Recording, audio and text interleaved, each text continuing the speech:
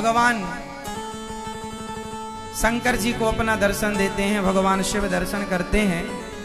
मैया से जिद पकड़ के बैठ गए, भोलेनाथ दर्शन करके ही जाऊंगा तेरे लाला को। अब भगवान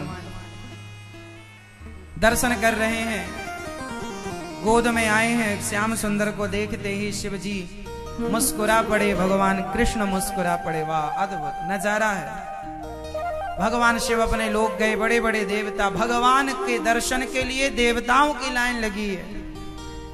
ये कोई सामान्य कृष्ण कन्हैया नहीं है, ये वो भगवान है जिनके दर्शन के लिए भगवान शिव आकर के खड़े हैं द्वार पर। ये वो कृष्ण है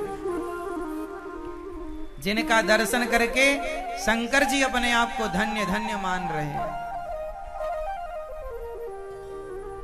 कुछ लोग कहते हैं महाराज जी हम शंकर जी के भक्त हैं, तो कृष्ण जी की पूजा कैसे करें? अरे भैया, शंकर जी की पूजा करोगे, शिव जी की भक्ति करोगे, तो शिव जी कृपा करके आपको कृष्ण की भक्ति प्रदान कर देंगे, क्योंकि कृष्ण वो हैं जिनकी भक्ति भगवान शिव भी करते हैं। कृष्ण वो तत्व है जिनका ध्यान भगवान शिव लगाते हैं। हाँ या ना? शंकर जी के दो जगह आने की कथा मिलती है, एक तो जन्म में और दूसरा जब भगवान श्री कृष्ण रास रचाए तो शंकर जी गोपी बनकर आए।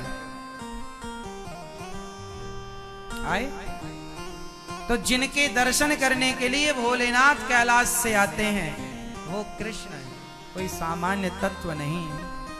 हाँ, भगवान अभी थोड़ा बड़े हुए कि 6 दिन के छे के पूतना मौसी आई, अपना जहर पिलाकर मारना चाहा, भगवान ने पूतना का उद्धार किया।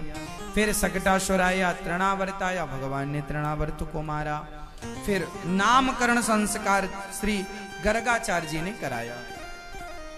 संस्कार आप लोग अपने बच्चों को धन देना याद रखते हैं, जमीन जायदाद देना तो याद रखते हैं, संस्कार देना भूल जाते हैं।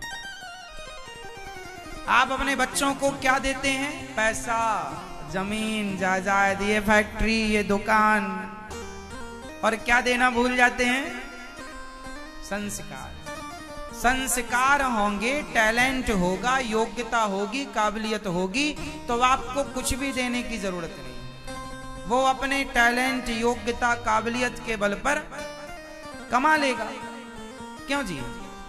हम तो हमारा पर्सनल मानना ये है कि पिता के संपत्ति से उतना लो जितनी आपको जरूरत है, मीन्स चलने के लिए, खड़े होने के लिए, उसके बाद नहीं। पिता से कहो कि पिताजी आप दान पुण्य करो, हम में काबिलियत होगी तो हम आपसे ज्यादा कमा लेंगे, अपना करो। या फिर पिता के कारोबार को और बढ़ाओ, पिता से भी आगे ले जाओ, तब तो फिर आपका बेटा होना सफल है। और आपने पिता की संपत्ति को बेच बेच करके गाड़ी घोड़ा खरीद लिया, पिता की संपत्ति को बेच बेच कर शराब पी लिया, तो आप तो नालायक बेटे की लिस्ट में आएंगे।